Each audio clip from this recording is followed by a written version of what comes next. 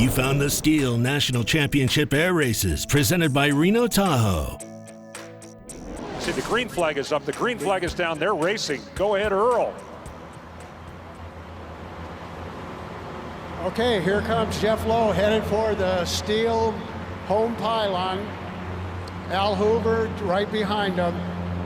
Good start for Jeff. He got the whole start there. Jeff behind him. And Christian Eagle in third place. That Christian Eagle is piloted by Thunderbird 3. Earl, I see Jeff has a really nice turn through 2 and 3. He's got half a backstretch almost on Al Hoover. We'll see how Al winds up. I know he changed his propeller yesterday to look for more top speed.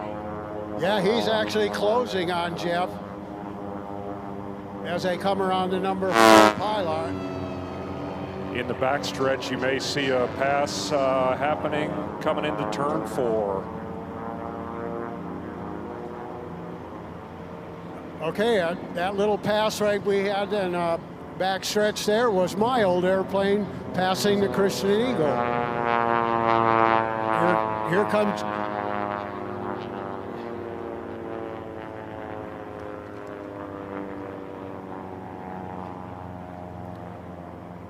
In number 1, that number 1 biplane in our view here, the red pits, is the other woman. Just past the checker pylon is the Christian Eagle Big Cat piloted by Michael Brewer. Now we should have Andrew McVicker coming through the checker pylon.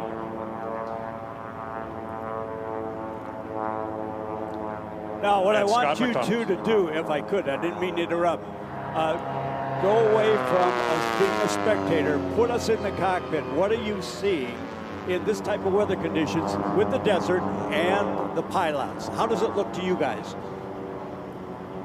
Well, on a day like today, the most important thing is after takeoff is, of course, we go for the STIHL pylon and then the number 1 pylon. Then we try and hold our steady turn, and the thing we come out looking for is actually the hangar doors at the guard hangars over there while we try and pick up number 4 pylon.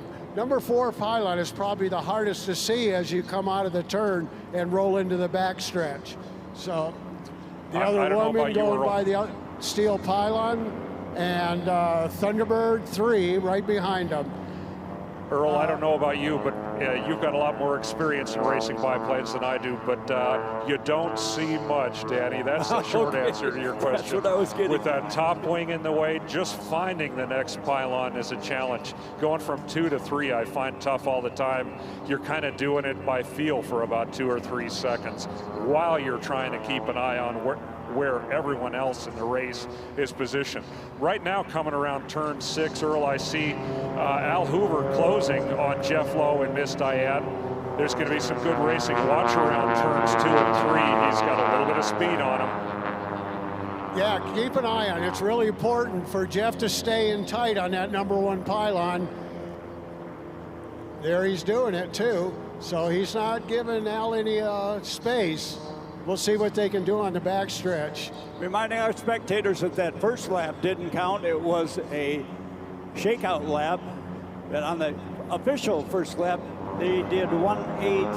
Okay. Second lap, 181. Take a look now. The Al is really pushing. It looks like he's going to get a pass here. Can he make it stick? Can he make Has it? He made it stick. What he's got to do is stay outside a little bit, give Jeff some room. Right now, Jeff still has the inside line, but Al looks like he's found his speed. Maybe that new prop is doing it for him. Coming around turn 6. Yeah, as they head for the STIHL pylon, Al, now he's really pressing it. Now you can see the speed difference between the 2 airplanes. Numbers in the cockpit don't mean too much, but I've been told that in the T6s, you need, flying a perfect line, you need at least 7 miles an hour to make a pass, and it's probably true here. These planes are not much slower than the T6s. What an advantage to have the pole, to be a pylon polisher. You have so much going for you. due to safety rules, everybody has to pass and way on the outside, but look on the backstretch back there. Yeah, watch along the backstretch going into turn 4. Lap traffic can be crucial in holding a position or losing a position, and Al Hoover is ready to pounce. His fans. Look at that. They're just wing and wing as they come around the corner. This is Al's chance to turn that altitude into speed as he rolls out into the straight. Now, for you guys who have raced there, you got airplanes all over the place. You're trying to pass an airplane. You're trying to hold off a Challenger. This is where it really gets really wild. And look for the pylon as well. Right. So Jeff Lowe still has it, but Al Hoover closing on him. There's the lap traffic. Kristen coming through the steel checkered pylon into turn 1, 2, 3. This is where your big action is. Give me your estimate of RPMs in both elite aircraft.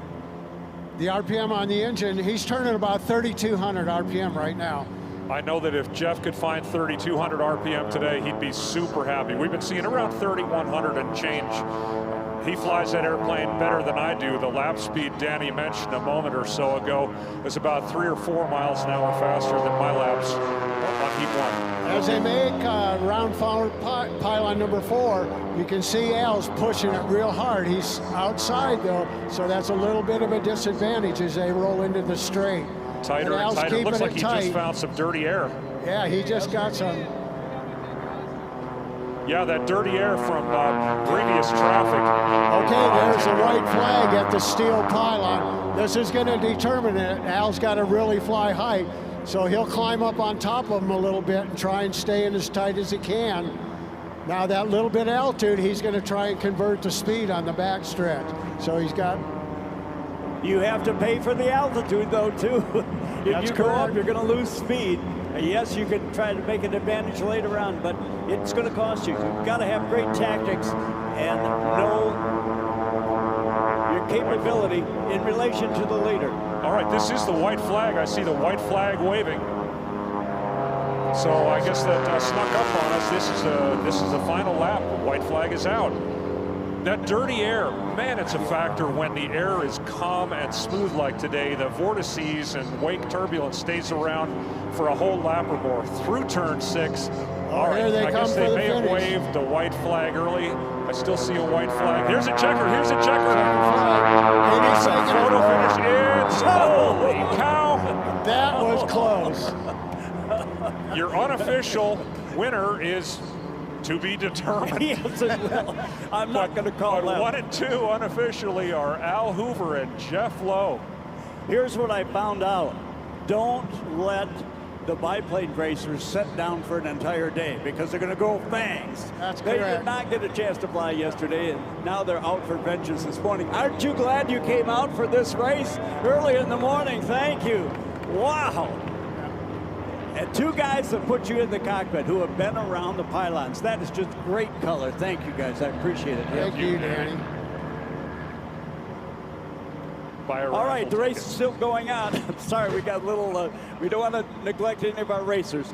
I believe that's going to be, should be Scott McDonald in 24/7. Kristen Eagle. That's correct.